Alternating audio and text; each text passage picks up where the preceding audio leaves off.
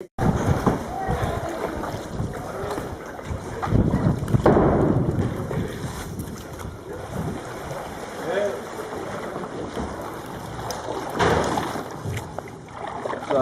away from this wall and canoe with those folks.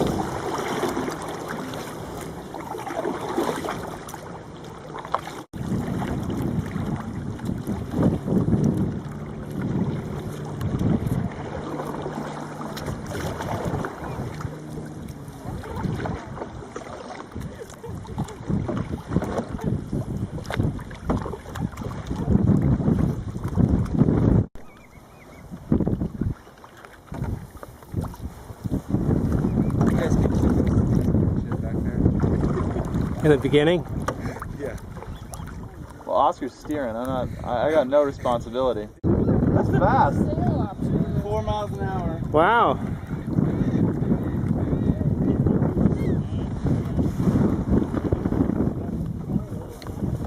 So Chris Fasty's got his Delta flying nicely here. I managed to lose the spar at the ferrule. Half of it went down and it does not float. So we're afoot till we rig an alternative plan B.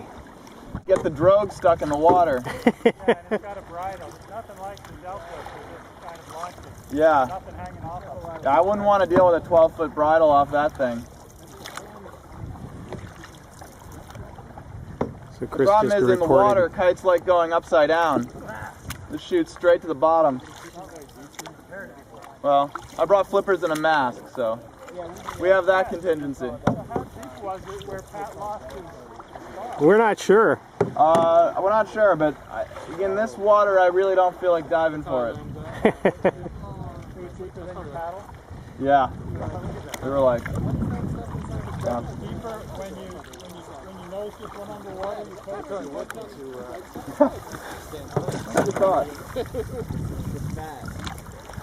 This reports that, well, it's flying nicely. It's marginal in terms of lifts, in terms of being able to attach a camera. Do we have a 21 gun salute? We primed the charges. We're unprepared, sorry. I can't give you much. What are you looking for? What is that stuff you're using for clear balloons? Heptax? Heptax. Just make a Heptax window in your Tyvek sail. Heptax see-through. Yeah, a lot of those sails are actually made out of PET film, which is a bit. The Heptax is just laminated to PET. We're talking about making a Tyvek one and then making a window or something? Oh yeah, that would work. Scott, see if you can find an old picture. 14-foot tall. Maybe a little overpowered for that boat. I don't think we're a good place for used windsurfing equipment here. But there's probably something I could find that fit in that. Yeah, certainly got a lot of that.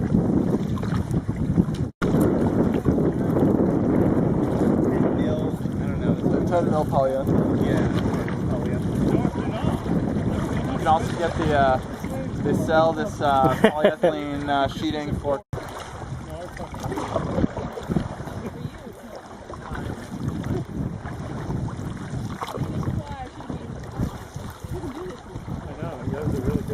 So every one of these cones where they can get in but they can't get out, but you put rotting fish or whatever in there.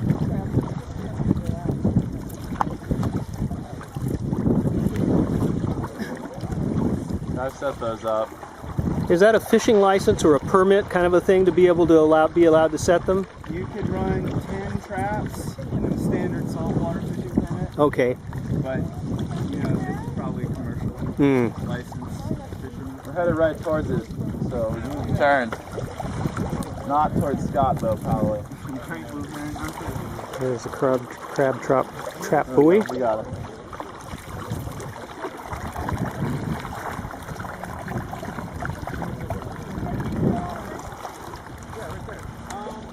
Hey Scott, what is that? The thing that's diving? What is it? There's something diving, right?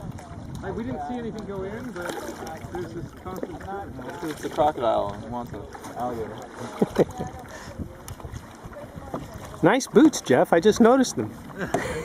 Chris has the same ones. He brought them too. All right. I have a matching set of hip waders too, same color.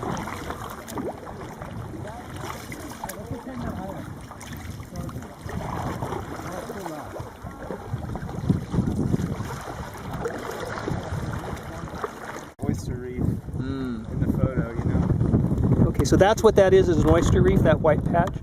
Yeah, it's just a little one. Uh-huh. You can see the, you know, the tide isn't very big, but you can see the mud line in the grass. You know? Yeah. And that's pretty much how much tide we get. So when you do the mapping for these areas, what have you been flying? Balloons or kites or? Balloons. Uh-huh. No problem getting helium? No. It's expensive. Uh-huh. Yeah, that could be a problem. But it's available. Yeah. And you can see when we do this area, there's very few concerns about obstruction. Yeah. Yes. So it's pretty much. What altitude have you typically been mapping, or does it vary a lot depending on the?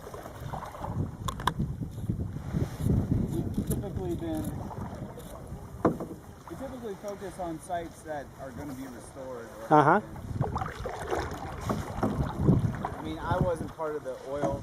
Right. I wasn't part of that survey, but I mean that's another category. Very, very similar habitat to this, but you know, oil came in and kind of soiled the first, 3 meters Yeah. in. Yeah. So the marsh kind of acted like a cone, right? The Right oil up. washed in, and the water went further than the oil did. But those stems kind of like strain the oil Yeah. out, and it forms these mats. Got it.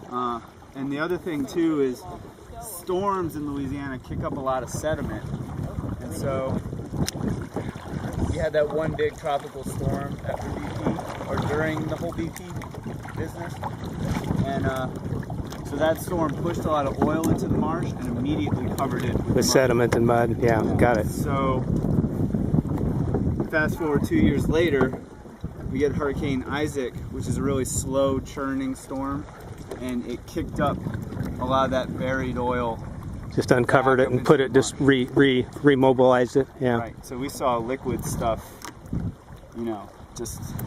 So when you're mapping these days, for what elevations do you find useful? What altitude would you typically be flying? Probably pretty low. Just because again, there's no obstruction and no. Got it. So we're trying to get, and I've been trying to get really good imagery to try to tell species. I'm still learning my species. Got it. From the photo, so yeah, that's neat. Get like the highest I can. So like 300, 500 feet.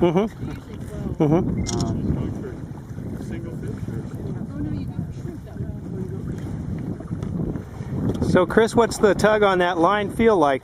You got enough lift? Not. I think it would take a little camera up. A little one. Now the kite's actually coming down. Yeah. But this wind is not just going to die. Yeah. I'm not really used to the fact that it's stable, right? It's just not going to get calm.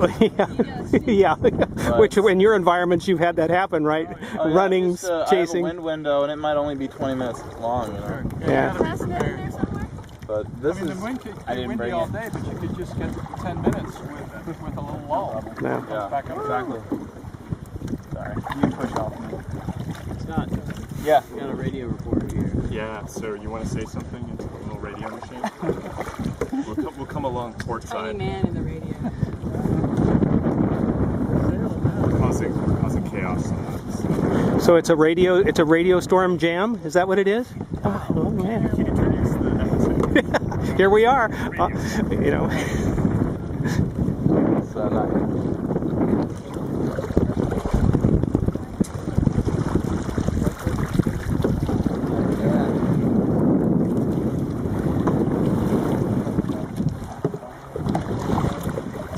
Well, Chris, I didn't bring any plan Bs like a simple juice bottle rig and one camera to throw into continuous mode and just drag up there. I just got the full kit. Yeah, I just got a little Brooks rig with one camera on it. What we had last night, but I have a $50 camera. Okay.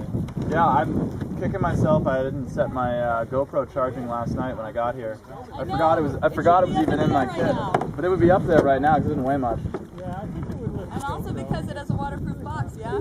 Yeah, and because if it doesn't lift the GoPro, no biggie. Yeah. Hi, how you doing, guys? We'll get it up another day, though. The method by which you get really cheap materials, you use a cheap digital camera. Very simple, very quick, very fine.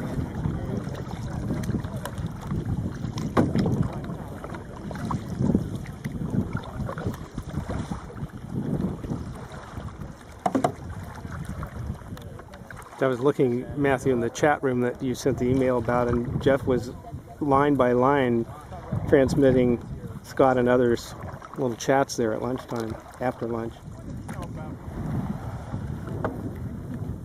Yeah. Keep it going. Unfortunately, I don't think we actually got the proper data out to people who wanted to get on their own IRC client. Hmm. I think you have to use our web client. Oh, okay. Exactly. Did you see the roses? The pink birds? Nah. Yeah, look for the pink birds on the way back. They're like Wow. It's been on the whole time, but I can't swear. What? I'll just bring my camera on this time. Oh, it's just off again, so that answers. Join our little raft here? Oh, the float plan? Yeah. Oh, okay. The what work? The float plan. What about it? Like at the front desk, you know? What about it? Well, it said we'll be back at 3. What time is it? Yeah, but it's okay. It's 2:40. Okay, we should go back then. All right. Float plan says we got to turn around.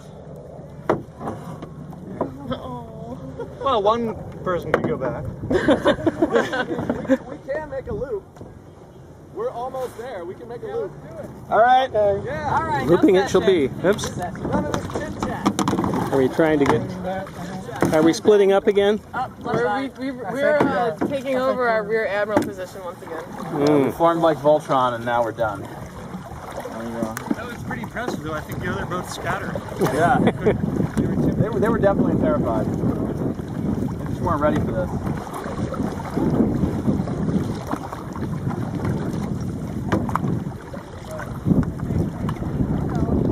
We gotta talk about it. Yeah, how sure of you that this is a... That's it.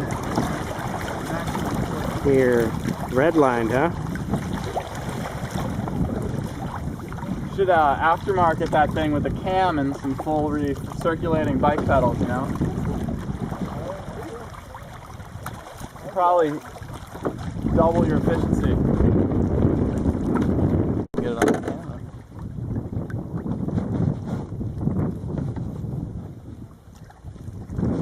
Just now that we're lying in wait here, tape rolling, video rolling. Maybe it got its quarry. Yeah, it could be. I couldn't see the form factor of it. I just saw the streak and the splash. I didn't know if it's a little... I guess it's a little... There it went again. Get it? I don't think I did. I think I was to the left of it when it came up. Yeah, it looked like a 6-inch fish or something. Huh. I caught a good look at it the second time.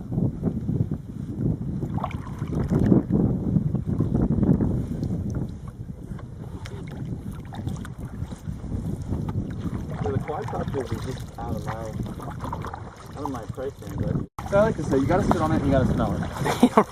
And you got to take it away when it's full. Right. You got to, and then you got to pour it someplace or let it cure. No one believes you. No one believes you until they've actually used one. You know, and they won't use one because they don't believe you. Yeah. And so you have this twofold issue, and then this is one of the things I bring up with regulators. It's like with a flush toilet, the user's environment and the outdoor environment, their needs are, their interests are at cross purposes. You know, you can flush your toilet and the treatment system can be complete failure, but your user experience can be a complete success. Yes, right. Gone. It's gone. It's right? out the door, down the patient. Users hate that, right? Because you're telling them, oh, you mean I can't just use a broken system?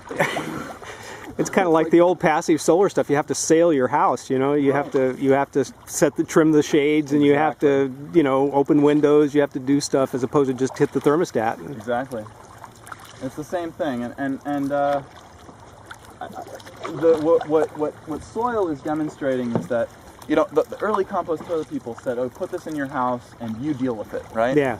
And most people don't want to deal with it. I doubt most people are ever going to want to deal with it.